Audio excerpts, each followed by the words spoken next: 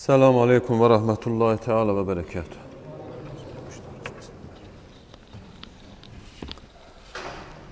Elhamdülillahi Rabbil Alemin ve la akıbetu lil muttaqin. Vessalatu vesselamu ala seyyidina Muhammed. Khayri halqi Rabbil Alemin ve ala alihi ve ezvacihi ve ashabihi gurrul meyamin el muhaccelin. Ve men tebi'ahum bi ihsanin ila yevmiddin. Allahümme ahricna min zulumatil vehm ve akrimna bi nuril fehm ve aftah aleyna bi ma'rifetil ilmi ve sahhil ahlâgana bil hilm ve cealna mimmen yestemi'unel gavle feyettebi'una ahseneh. Allahümme la sehle illa ma cealtehu sehlen ve in şi'te cealte hazne sehlen bi kudretke ya erhamer rahimin. Allahümme erinel hakka hakkan ve erzugna ittiba'ah ve erinel batile batilen ve erzugna iştinabeh. Allahümme Rabbi işrehli sadri ve yessirli emri ve hlugdeten min lisani yefkahu kavli. Emme ba'd. Kâlallahu Teala fi kitabil kerim. Ya eyyühen nas ittegu yevmen Ya eyyühen nas ittegi zelzeletes Ya eyyühen nas ittegi rabbekum inne zelzeletes saati şey'un azim. وتراهم تذهل كل ذات حمل حملها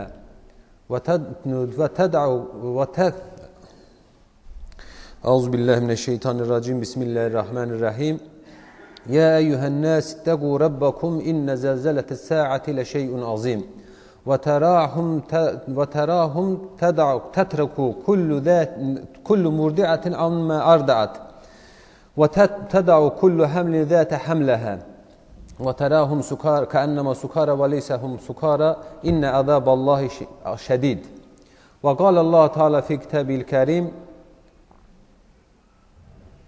خش عن أبصارهم تخرجون من الأجداث كأنهم إلى نصب ينسلون وقال تعالى أيضا يخرجون من الأجداث كأنهم جراد منتشر وقال النبي صلى الله عليه وسلم من أفضل أيامكم يوم الجمعة فيها خلق آدم وفيها قبض وفيه النفخ وفيه السعق وأكثروا علي من صلاتكم فيه قالوا إن صلاتكم معروضة علي وقالوا يا رسول الله كيف تعرض صلاتنا عليك وقد أرمت يعنون وقد بليت قال إن الله عز وجل حرم على الأرض أن تأكل أجسام الأنبياء صدق رسول الله فيما قال أو كما قال.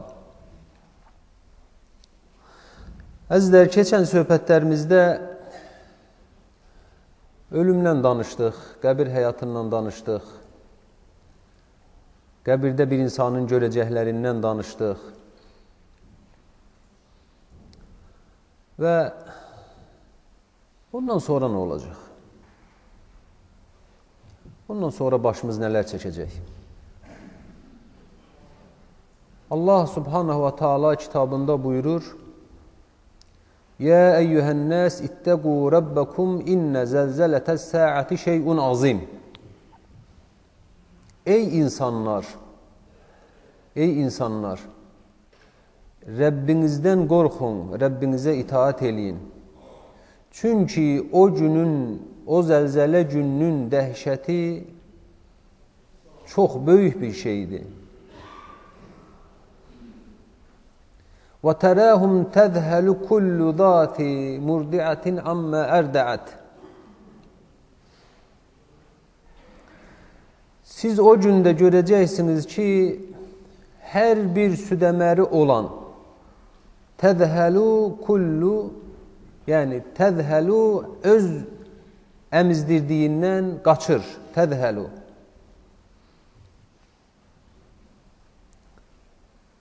Artıq burada sadəcə söhbət insanlardan getmir əzizlər. Süd əmən balası olan hər bir varlıq, hər bir məxluq. Və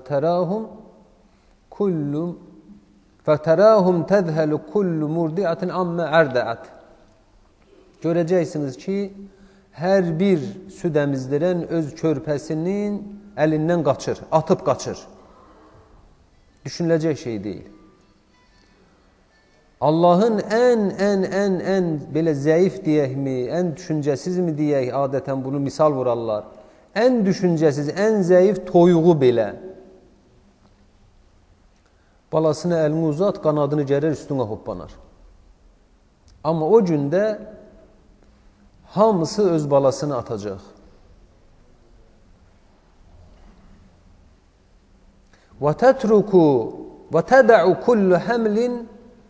وَتَدَعُ كُلُّ ذَاتِ حَمْلٍ حَمْلَهَا. Və hər bir hamilə, yük daşıyan, bətnində həml daşıyan, hər bir hamilə öz həmlini atacaq, qorxusundan. وَتَرَى النَّاسَ سُكَارًا وَمَا هُمْ بِسُكَارًا وَلَكِنَّ عَذَابَ اللّٰهِ شَدِيدٌ. Bu dəfə yenə Allah subhanahu teala insanlara qayıdır. Bütün məxluqat əmizdirdiyini tərk eləyəcək. Hamile olanlar həmlini atacaq. Atacaq, yəni özündən asılı olmadan düşəcək həmil. Bətin azad olacaq.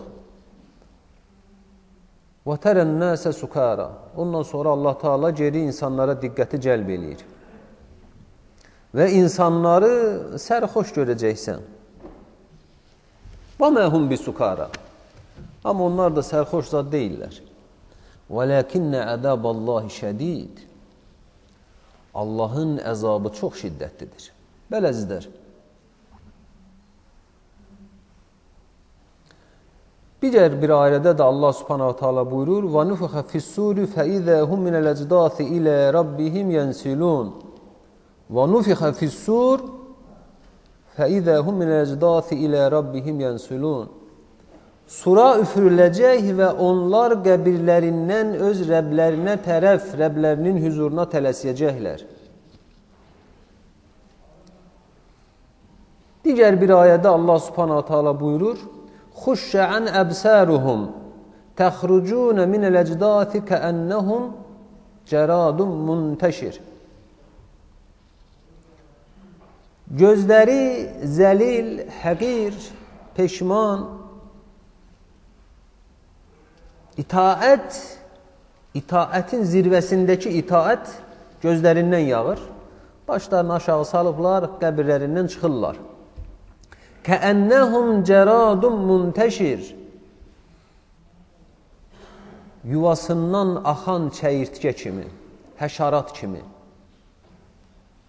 yayılan həşarat kimi. Digər bir ayədə buyurur Allah subhanahu teala yenə əzlər: تَخْرُجُونَ مِنَ الْأَجْدَاسِ سِرَاعًا كَأَنَّهُمْ إِلَى نُصُبٍ يُوفِدُونَ. Qəbirlərindən sürətlə çıxacaqlar. Sanki onlar bir yerə, bir nişan qoyulmuş yerə tərəf tələsirlər, axırlar. Və Resulullah sallallahu aleyhi və səlləm Əshab-ı Sünənin rəvayət elədiyi hədis şərifdə buyurur ki, cümə günü mənə çoxlu salatu salam oxuyun. Çünki həmin günü deyir Adəm yaradıldı. Əshab-ı Sünən hamısı rəvayət edib səhih hədisdir. Çünki həmin günü Adəm yaradıldı və həmin günü Adəmin ruhu alındı. Və həmin günü sura üfürüləcək. Və həmin günü huş itəcək. İzah edəcəm inşallah. Ona görə həmin günü mənə çox-çox salatu salam oxuyun. Çünki sizin salatu salamınız mənə göstərilir, mənə çatdırılır. Soruşlar ki, ya Rasulallah, necə bizim salatu salamımız sənə çatdırıla bilər ki, vəqad ərimtə, artıq mübarək cəsədini torpaq yedi, yəni yoxdur bir şey. Düşünürlər ki, hər bir insan kimi Peyğəmbərin də cəsədini torpaq yiyəcək. Və qalən Nəbi aleyhissalatü vəssələm və Peyğəmbər aleyhissalatü vəssələm buyurdu ki, İnnəllâhəcə əzzə və cəl, Allah subhanahu ta'ala azimüşşan torpağa, yerə mənim və Peyğəmbərlərin cəsədini, cüssəsini yeməyi, çürütməyi haram elədi. Belədir.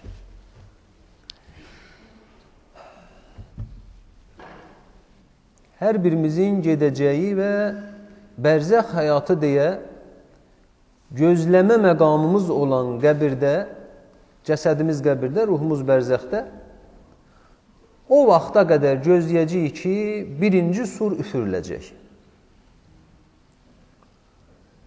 Birinci surun üfürülməsi zamanı əzizlər, yer üzərində canlı nə varsa hamısı öləcək. Artıq yer üzərində heç bir canlı qalmayacaq. Birinci sur budur. Və Resulullah sallallahu aleyhi və səlləm buyurur ki, dünyadan necə zövq ala bilərəm mən? Dünyadan necə zövq ala bilərəm ki, sur sahibi İsrafil əleyhissalam nəzərdə tutur. Suru hazır götürdü, nəfəsini çəkib, qaşını çatıb, əmr gözləyir. Baxın, əziz qardaşlar, bu bir insanın çəkdiyi nəfəsi öz ciyərində saxlama müddətindən ölçüləcək bir müddət başa düşün. Nəfəsini çək, nə qədər dayanacaqsan? Çox qoçaq oğlan 2 dəqiqə. 3 dəqiqə. 5 dəqiqə. Enində sonunda sən onu verməlisən, yoxsa boğular, ölər insan. Bu qədir az vaxt qalıb ki, İsrafil əleyhissalam nəfəsi geri sura vursun və üfürsün suru. Düşün. Ona görə Resulullah sallallahu aleyhi və səlləm deyir ki, nə deyə dünyadan mən zövq alacağım? Həqiqətən də bir insan, bir şey puru çalacaq bir insan, nəfəsini çəkər, istər-istəməz qaşlar çatılar.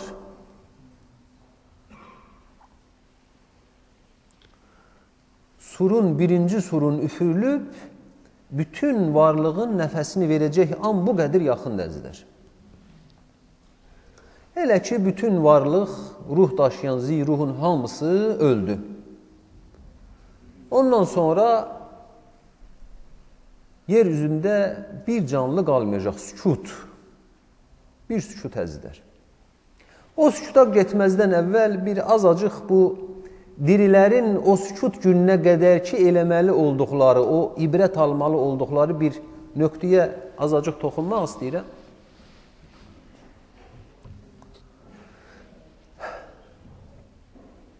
Qəbir ziyarətindən azacıq danışacağım əzizlər. Doğrudur, mövzumuz deyil, amma azacıq bəzi məsələlərə qardaşlar xahiş elədi, toxunacağım.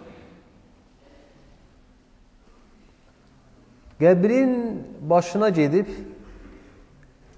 bu saat o qəbrə düşəcəm, bu saat mən də o qəbrə gedəcəm, bu saat İsrafil əleyhissalam suru üfürəcək deyə düşünənimiz Allah'ımı var mı bilmirəm. Bilmirəm.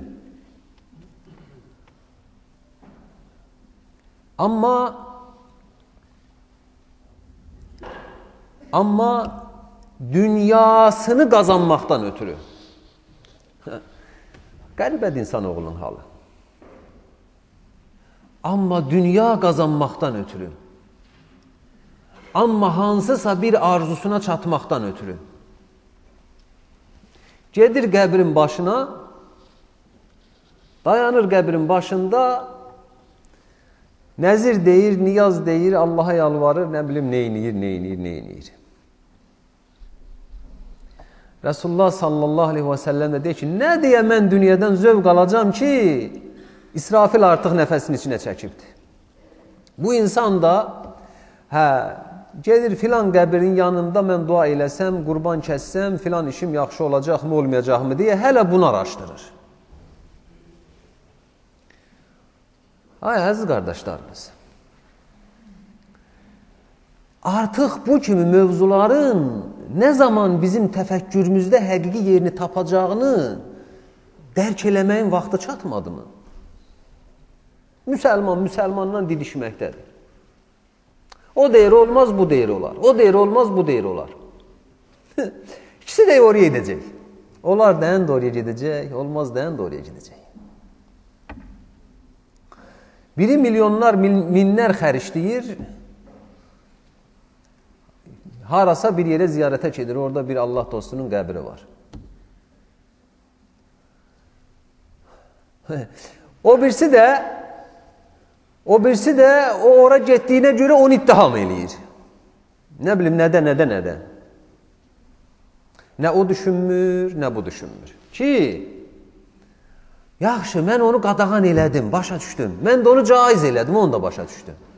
Və ikimiz də oraya gedəcəyik, bir şey qalmayıb. Və ora üçün nə hazırladı? O qəbir ki, dar qəfəs ki, ha, o dar torpağın içində, o dar ləhd ki, ha, gen qazarlar, darını verərlər, hamısını verməzlər. Gen qazar, ləhtin içini dar yeri verər. O ki, bir sıxacaq qabırğa keçəcək, ha. Onda onu düşünənimiz varmı, bilmirəm. Gedəcəyik oraya. Və ora gedəndə, vallahi soruşmayacaqlar ki, filan kəs filan yerə gedirdi, sən ona müşrik dedin mi, demədin mi? Niyə demədin? Və yaxud niyə dedin? Soruşacaq, nə ilə gəldin? Nə hazırladın? Və yaxud, pul xəricləyib gedənə deməyəcək ki, hə, deyəcəyəm onun. Ha, bunu deyəcək. Deyəcək, indi çağır sana kömək eləsin. Çağır sana kömək eləsin. Demirdim, kömək eləyəcək. Çağır sana kömək eləsin. O bunu deyəcək. Beləcəkdir. Qəbir ziyarətinə getmək bir şey üçündür. Kimin qəbri olursa olsun. Qəbir ziyarətinə getmək bir şey üçündür. O qəbirdən ibrət almaq üçün, o qəbirə bir gün gedəcəyini bir daha xatırlamaq üçün. Amma bir insan qəbir başına gedib, dünyam düzəlsin, biznesim yaxşı olsun, nə bilim, institutum yaxşı olsun, Allah mənə zürriyyət versin, falan, filan, bu kimi şeyləri sadalamaq, vallahi, ağıl sahibi bunu eləməz. Dünya nə sənin deyil, nə mənim deyil, nə üstündə gəzənin deyil. Hamımız o dünyadan gedəcəyik. Heç birimizə bu dünya verilməyəcək. Çünki heç kəsə verilmədi. Veriləcək olsa əşrəfil məxluqata Rəsullaha verərdi. İstəmədi. Axır nəfəsində gəldilər, soruşdular, dedilər ki, Əzrail əleyhissalam ki, ya Rəsullallah, Allah ixtiyar verir sana. Seç. Əbədi həyatda yaşamaq və axirət. Rəsulullah axirəti seçdi. Bilirsiniz, bu vida xütbə söhbətlərində Həzrət Əbubəkirin ağladığı hədis hamınız bilirsiniz. Xuyyirə abdu beynə dünya və ləxirə. Bu ləfizdə deyilən bir sözdür ki, Allahın bir qulu dünya və axirət arasında seçim ixtiyarına buraxıldı və xtərə Rabbə və Rəbbinlə görüşməyi seçdi. Belədən də Həzrət Əbubəkir ağladı. Yanında olan sahabələr deyir, Allah. Bir adam dünya ilə axirət üstün tutmaqda bir ixtiyar verilib, adam da axirəti seçib. Burada ağlanacaq nə var? Sonra Rasulullah dedir, Peyğəmbərdən gedir söhbət. Peyğəmbər gedir artıq, aramızdan çəkib gedir. Beləcədir. Buna baxmadan, bunu düşünmədən qəbir ziyarətini çözülməz mövzu eləməyin mahiyyətini başa düşmür insan. Onu başa düşmür insan. Biri heç getməz, biri də oradan əl çəkməz. Ya qardaşım, qəbrin ziyarəti, axirəti yada salmaq üçün olacaq. Əgər bir insan qəbir ziyarətini, axirətini yada salmaq üçün gedirsə, bundan sonra heç bir qəbrin üstünə getmək qadağan qalmadı. Fərqi yoxdur. Heç bir qəbri ziyarət eləməkdə qadağan yoxdur. Əgər axirəti yada salmaq üçün gedirsə. Amma başqa bir niyyət üçün olarsa, hara çəkirsən çək, caiz olmayacaq. Niyə? Çünki qəbir ziyarəti sırf axirəti yada salmaq üçün məşru qılınıb, məşru edilibdir. Ondan sonra nə şəkildə ziyarət edirsən elə? Əgər haqqınla ziyarət elədinsə, nə şəkildə ziyarət edirsən elə? Faydasını görəcəksən. Əgər batil bir şəkildə ziyarət edirsən elə, nə şəkildə elə, xeyri görməyəcəksən, zərərindən də Allah saxlasın. Beləzidir. Ondan sonra Allah subhanahu wa ta'ala əmr eləyəcək, sura ikinci dəfə üfürəcək Cəbrail əleyhissalam. Sura ikinci dəfə Cəbrail əleyhissalam üfürəcək və bu dəfə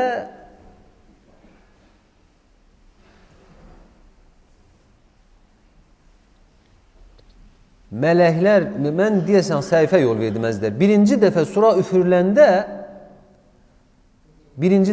üfürüləndə qiyamətin böyük əlamətlər zuhur eləməyə başlayacaq. İnsanlar təlaşa düşəcək. Nəfxətululə fəzi' qorxudur. Bəli, mən səhifə yol verdim. Nəfxətululə fəzi' birinci dəfə sura üfürüləndə insanlar təlaş içində ora-bura çırpınacaq. Kainat başlayacaq çalxanmağa. Nəfxətus-səniyə sa'iq. İkinci nəfxədə bütün canlılar öləcək. İllə məşə Allah. Allahın dilədikləri müstəsnadır. Hamı öləcək və hamı huşunu itirib yıxılacaq. Üçüncü dəfə Allah subhanahu wa ta'ala uzun müddət, yəni ölümün dirilməyi onlardan danışmaq istəmirəm. Üçüncü dəfə Allah subhanahu wa ta'ala əmr eləyəcək və bu dəfə ruh daşıyan hər şey və xüsusilə ins və cin diriləcək. Və oxuduğum ayələr həmin ondan danışır əzizlər. Birinci ayə ki oxudum, Ya eyyuhən-nəs ittəqu rabbəkum innə zəlzələtəs-səəti şeyun azim. Ey insanlar, Rəbbinizdən qorxun, çünki zəlzələ günü, yəni o zəlzələtü-səə, qiyamət günün zəlzələsi, çalxanması, çırpınması çox böyük şeydir. Bu birinci surdan, üfürmədən danışar.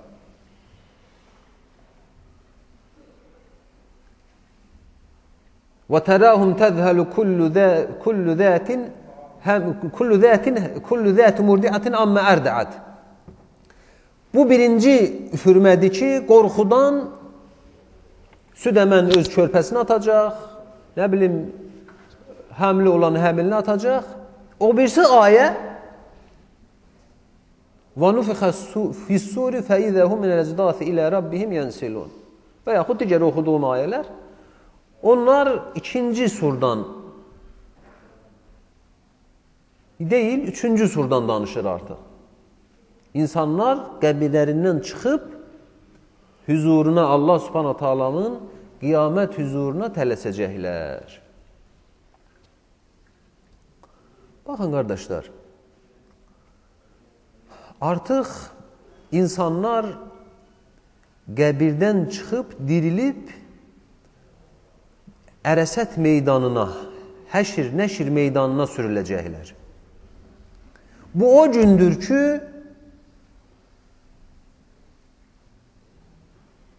gündür ki, yerindən qalxanlar deyəcək, Yə veylənə mən bəəthənə min mərqadinə. Yasin surəsində keçər. Yə veylənə mən bəəthənə min mərqadinə.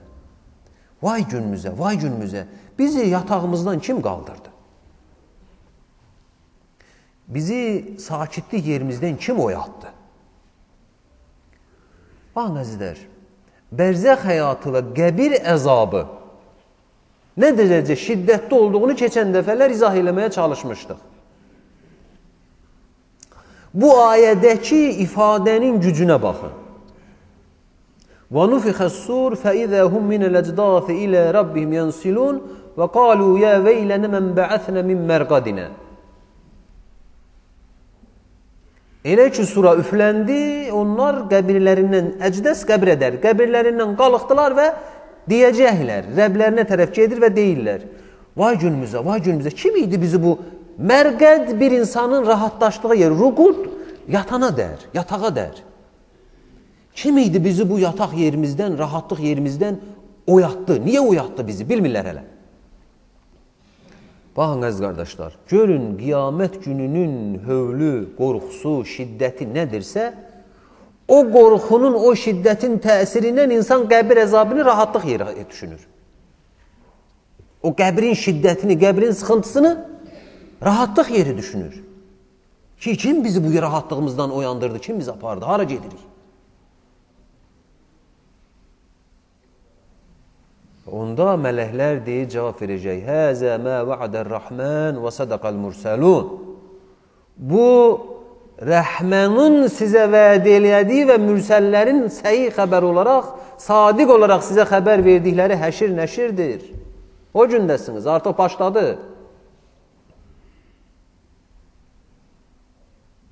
O gündə gənclərin saçı ağaracaq qorxudan.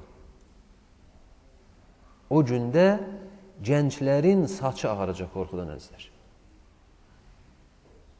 Olur, bəzən güclü stres keçirənlər Allah sanki bir ayə, bir əlamət kimi bu insanlara zaman-zaman göstərir. Olur elə şeylər. Allah afiyət versin. Çox güclü stres keçirən, qorxu keçirən, həyəcan keçirən və bu kimi bir hallar yaşayan insan baxarsan ki, saçı 3 günün içində bir gün, elə olur bir gündə Allah afiyət versin. Baxarsan ki, saçı dümmaq ağarıb.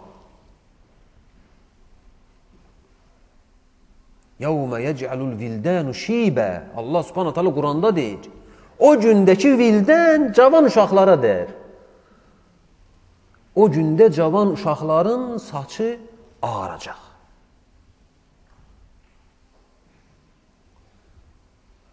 Və insanlar Ərəsat meydanına sürüləcək və Allah Rəsulü deyir ki, müddətini Allahdan başqası bilməz, rəvayətlər fərqli olduğuna görə bir müddət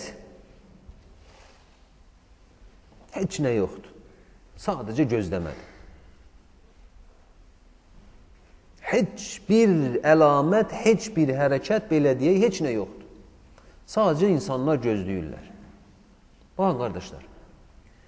Hədis-i şərifdə Rasulullah sallallahu aleyhi ve sellem buyurur ki, insanlar anadan olduqları kimi həşr olunacaqlar. Və bu həşr olma məsələsi də belədir, qardaşlar. Hər bir insanın, biraz elmi yönünə, müasir tərəfinə biraz toxunmağa çalışaq, yəni gerçək olduğu bəlkə şuurlara çatar. Hər bir insanın onurğa sütununun sonunda əcbuz zənəb deyilən balaca bir sümük qırığı var. Nə sümük də deyilməz, çox kiçicik bir şeydir. Hər bir insanda var. Resulullah sallallahu aleyhi ve sellem deyir ki, hər bir insan da o əcbuz zənəb deyilən şeydən təzdən geri diriləcək. Onun yaradılışı ondan olacaq. Qəbirdən o əcbuz zənəbdən təzədən yaranacaq. Uzun söhbətdir, biraz qısa danışmaq istəyirəm. Yağış yağacaq, insanlar diriləcək. Onları danışmağa vaxtımız çox çatmır. Bəli, əziz qardaşlar, bugün hər bir insanın individual, fərdi genini daşıyan sümük həmən o əcbuz zənəb deyiləndir. Artıq elm bunu etiraf eləyir. Ki, hər bir insanın fərdi geni əcbuz zənəb deyilən o sümüyün içindədir. İndi bunu bir şey başa düşək, qardaşlar. Deyərək yandıracam, nə bilim, bu saatı nə inəyəcəm? O gen dediyin şey elə bir şeydir ki, atom, bəlkə də atomdan balaca bir şey. Onun yanması, nə bilim, nə olması mümkün olacaq şey deyil. Bəli, Allah subhanahu teala insanları ondan yaradacaq və anadan gəlmə, necə bir insan anadan dünyaya gələrsə, o şəkildə qəbirdən çıxacaq. Həzrət Ayşə anamız deyir ki, ya Rasulallah, onda hamı bir-birinə baxar. Qadın kişi həşr olunacaq, hamı bir-birinə baxar. Həyəcanı yaşayır.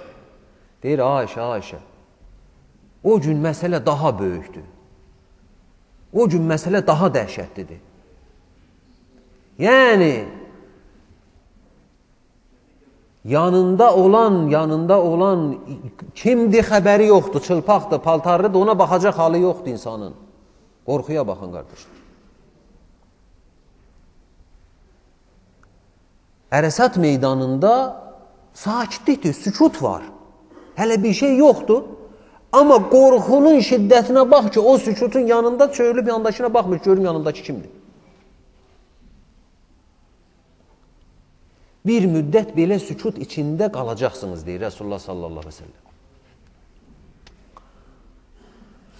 Baxın, qardaşlar, gözləmək insan həyatında ən sıxıcı anlardan biridir.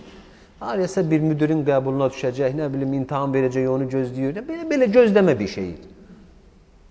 Birinin uşağı dünyaya gələcək, onu gözləyir, nə bilim, gözləmə, izah olmağa çalışdıq inşallah. Gözləmə insanı ən çox sıxan bir şeydir. İnsan həyəcan keçirir, gedir, gəlir, oturur, qalxır. Bu sıxıntını Allah subhanahu wa ta'ala bir müddət ərəsətdə insanlara verəcək. Hamı sıxılır, gözləyir ki, nə olacaq axırı? Gözləyirlər, bir xəbər ətər yoxdur. Başlayırlar ağlamağa. Göz yaşı tökürlər. Resulullah deyir, o qədir ağlayacaqsınız ki, qutardı, yaş yoxdur. Artıq gözlərdən yaş çıxmaz oldu. Bu dəfə qan ağlayacaq insanlar. Allah sən saxlayar. Bu dəfə artıq gözlərdən qan axacaq, qan. Bir şey yoxdur yenə. Ondan sonra Allahın dilədiyi baş verəcək və insanlar başlayacaqlar tər tökməyə. Təriyəcək insanlar. Baxın, qardaşlar, bu şeylərin hamısı xoşa gələn bir şeydir. Yəni, insan bu kimi hissiyatı indi yaşayır və indi halsızlaşır, belə ümidsizləşir kimi bir şeylər yaşayır. Bələzlər, hamı halsız olur bu halları yaşayanda və insanlar tər tökməyə başlayacaq. Tər tökmək özü xoşa gələn bir hal deyir. Və hər kəs öz əməli, yəni günahı, hər kəs öz əməli miqdarında tər tökəcək. Kiminin təri topuğuna qədər qalxacaq, kiminin təri dizinə qədər qalxacaq, kiminin təri qurşağına qədər qalxacaq, kiminin təri sinəsinə qədər qalxacaq, kiminin təri boğazına qədər qalxacaq. Allah saxlasın. O qədər tər tökəcək ki, təri ağzına dolmasın deyə başı belə yuxarı qalacaq. Dodağına çatacaq. Başına aşağı isə tərində boğulasıdır. Hər kəs öz əməlinə görə tər tökəcək, qardaşlar. Bu şeylərə biraz qayıdaq. Nə üçündür bunlar? Allah subhanahu ta'alanın insanları bu şeylərdə, bu gözləmə, ondan sonra ağlama, ondan sonra qan ağlama, ondan sonra yaş tökmə, tər tökmə. Nədir bunun hikməti? Baxın, qardaşlar. Allah subhanahu wa ta'ala öz qullarına qarşı rəhmət sahibidir. Öz qullarına qarşı rəhmət sahibidir. Bir insana artıq, baxın, iki tərəflidir, qardaşlar.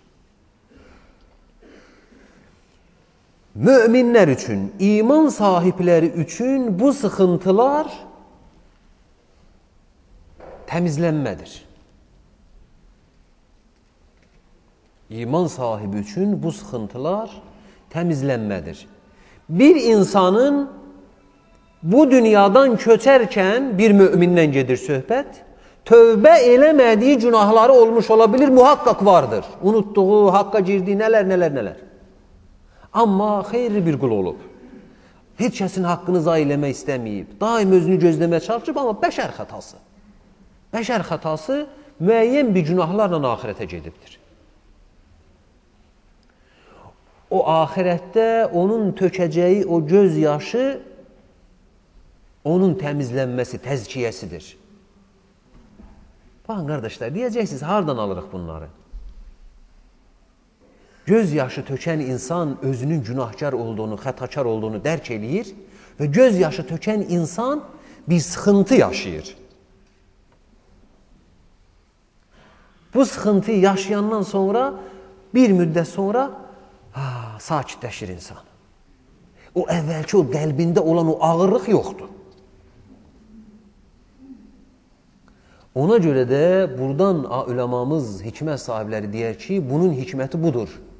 Göz yaşı tökən hər kəs öz günahına miqdar ağlayandan sonra artıq onun bir yəni təhlükəsi qalmadı. Amma indi bax inan, eləsi də var ki, sual verir zaman-zaman, qardaşlar soruşur. Yaxşı əməl eləyib, bir la iləhə illallah Muhammed Rasulullah var, qalan heç nə yoxdur. Qardaşlar, məsələ o qədər incədir ki, bugün burada qısa hökm verməklə bitmir hər şey.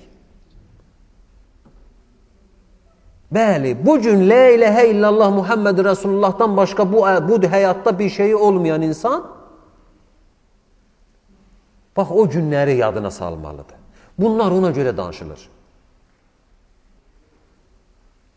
O günün çətinliklərini yada salmalıdır.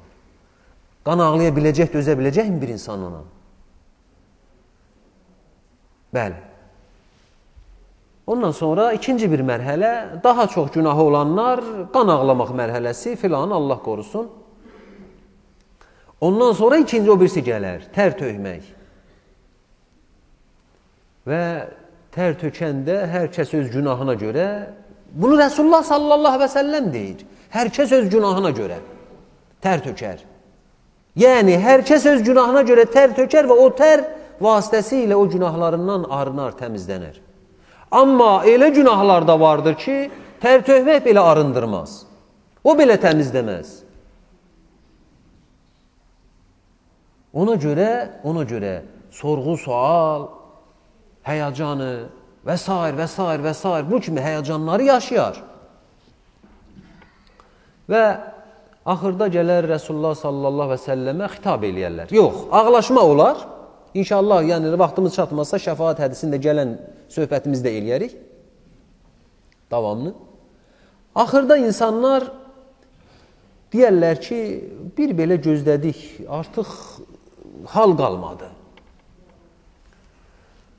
Hal qalmadı, gəlin gedək, atamıza, Adəmə xitab eləyək, yalvaraq, minnət eləyək. Bəlkə o minnətçi düşə, şəfaət minnətçi düşmək deməkdir. Bəlkə o minnətçi düşə və Allah bir an əvvəl bizim sorğu sualımızı başlaya. Baxın, qardaşlar, yenə söhbətimiz qəbir, yenə söhbətimiz şəfaət olduğuna görə bir daha vurğuluyuram. Bunu bilmək lazımdır qəti olaraq. Nə qədər xeyirli Allah dostu olursa olsun, nə qədər xeyirli Allah dostu olursa olsun, adınla, ya Rəbbi, filan kəsin xatirinə, filan işin filan olsun demirəm, məni bağışla demək, hansı ki, axirət həyatıdır, caiz deyildir. Niyə? Səbəb. Qardaşım, bizim nəzərimizdə Allah dostudur. Onun sirrini Allahdan başqası bilmir amma. Dedi ya, o gündə ki, insanlar tər tökəcək, o gündə ki, insanlar yaş tökəcək. Kim deyə bilər ki, kim barmağını üstünə qoya bilər, filan kəs oğlu, filan kəs bundan bəridir, azaddır. Kimsə bunu deyə bilərmi? Bir halda ki, Resul-i Əkrəm əleyhissalatu fəssələm Fatimə anamızı adınla xitab eləyir. Yə Fatimətə bint Muhammed inqizi nəfsik. Ey Məhəmmədin qızı Fatimə, özünü xilas elə. Əməlinlə özünü xilas elə. Allaha ibadət, itaətlə özünü xilas elə. Bundan sonra, qardaşlar, bundan sonra bir insanın xatirinə istəmək nə dərəcədə doğru olur? Resulullah müstəsnadır. Çünki məsumdur. Ya Rəbbi, Resulullah xatirinə demək caizdir. Çünki məsumdur. Səhih hədislə də sənədi vardır. Bəli, qardaşlar. Amma ümumi olaraq alt çəkmədən Ya Rəbb, xeyirli qulların xatirinə demək olur. Niyə? Çünki qiyamət hədisləri Ərəsət meydanında olacaq şeylər bizə bunu əsas verir. Əsl şəfaət, əsl ehtiyac, əsl minnət qiyamət günü üçündür. Qiyamətdə baş verəcək. Bu dünyadakı şəfaətlər heç də faydalı olmur zaman-zaman. Bu dünyadakı minnətlər heç də faydalı olmur zaman-zaman. Həyatımızın qayəsi axirət üçündürsə, ya axirət üçün caizdir. Niyə? Çünki axirətdə bu iş caizdir. Allah icazə verən kəslər şəfaatçi olacaqdır. Adəm əleyhissalama gələrlər, ya ey atamız, sən bizim atamızsan, bizim babamızsan, yəni övladların hamımız, övladlarınıyıq. Minnətçi ol, Allah bir an əvvəl sorğu sualı başlasın. Baxın qardaşlar, sorğu sualın dəhşəti hələ onu dərk eləmir insan. Necə ki, qəbir həyatındakı qəbir əzabına, yatağımdan məni kim oyatdı deyir. İndi bu dəfə o gözləmə zamanının sıxıntısından artıq deyir bir an əvvəl sorğu sual başlasın. Artıq dözə bilmir buna insan. Artıq bir an əvvəl sorğu sual istəyir. Və Adəm əleyhissalam deyir, nəfsi, nəfsi, öz hayımdayam. Nəfsi, nəfsi, öz hayımdayam. Çünki hələ sorğu sual başlamayıb. Hələ şəfaat icazəsi verilməyib. Hələ hər kəs öz qayğısındadır. Nəfsi, nəfsi, öz hayımdayam. İbhəsu qeyri, mənlə başqasını axtarın. Düşünərlər, Adəm əleyhissalam öz hayındadır, Nuh əleyhissalamın yanına gedək. Gedərlər Nuh əleyhissalam yanına, sən Allahın nəbisisən, sən xeyirli bir ümmətin sahibisən və yəni Allah sənin duanı qəbul eləyibdi, bəşərin ikinci atasısan, belə bu kimi təşbihlərini sayarlar və deyərlər ki, minnətçi ol, şəfaət elə Allah bir an əvvəl sorğu sualı başlasın. Der, nəfsi, nəfsi, öz hayımdayam, öz canımın hayındayam. İbhəsu qeyri, məndən başqasına müraciət edeyim. Bələzlər, bu şəkildə İbrahim əleyhissalamın yanına gələrlər, o da nəfsi, nəfsi deyər. Musa əleyhissalamın, İsa əleyhissalamın yanına gələrlər, o da nəfsi, nəfsi deyər. Qardaşlar, dünya keçicidir. Bu dünyada bir yolçunun ağac altında dincəldiyi qədər bizə vaxt var. Nuh əleyhissalam 950 il Quran-ı Kərimin ayəsindən sabitdir, inkar eləyən kafir olar. 950 il bu dünyada yaşadı. Soruşanda dünyadan nə gördü? Dedi, 2 qapılı bir otaq idi. Buradan daxil oldum, oradan xaric oldum. Başqa bir şey görmədim. Onun yanında 50 il, 60 il, 80 il, 100 il nədir ki, qardaşlar? Ona görə ağlı olan, təfəkkürü olan onu düşünəcək. Və özünü onun üçün hazırlayacaq. Birinci, ilk öncə. Özünü onun üçün hazırlayacaq. Güman eləyirəm ki, namazın vaxtı yaxınlaşır. İnşallah Allah sağ saxlayarsa, gələn söhbətimizdə də qaldığımız yerdən davam eləyərik. Və bir qardaşım xüsusi bir təsirli bir şey yazıb. Vallahi, amma bilmirəm nə dərəcədə ki,